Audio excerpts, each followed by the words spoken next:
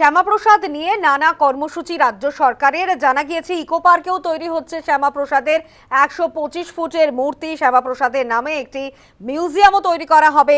হুগলির জিরাটে শ্যামাপ্রসাদের পৈতৃক ভিটেতে লাইব্রেরি। স্কুল সিলেবাসেও শ্যামাপ্রসাদের অবদান উল্লেখ।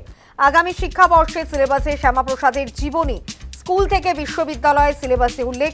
এবছরেই বই প্রকাশের জন্য কমিটি তৈরি। কি বলেছেন মুখ্যমন্ত্রী শুভেন্দু অধিকারী, শোনাবো।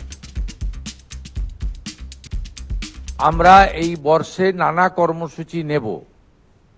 ইতিমধ্যে 125 ফুট দণ্ডায়মান যে মূর্তি, তার ভূমি পূজন এবং স্থান নির্বাচন হয়েছে আপনারা জানেন ইকো পার্কে।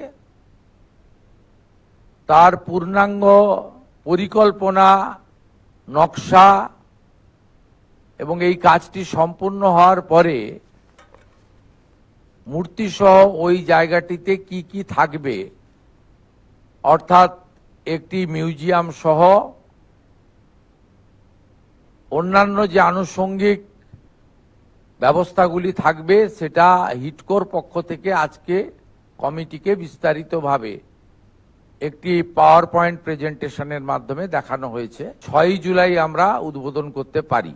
পৈতৃক ভিটা হুগলি জিরাটে দুটি পরিকল্পনার প্রস্তাব এবং অনুমোদন করেছে কমিটি।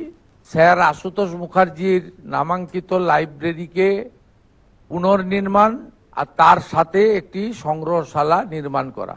স্কুল থেকে ইউনিভার্সিটি পর্যন্ত সিলেবাসে দেশ এবং পশ্চিমবঙ্গের জন্য কন্ট্রিবিউশন, চিন্তা ভাবনা, গঠনমূলক কাজ তুলে ধরার একটা প্রয়াস সিলেবাসের মধ্য দিয়ে বর্তমান প্রজন্ম এবং আগামী প্রজন্মকে জানানোর সিদ্ধান্ত হয়েছে।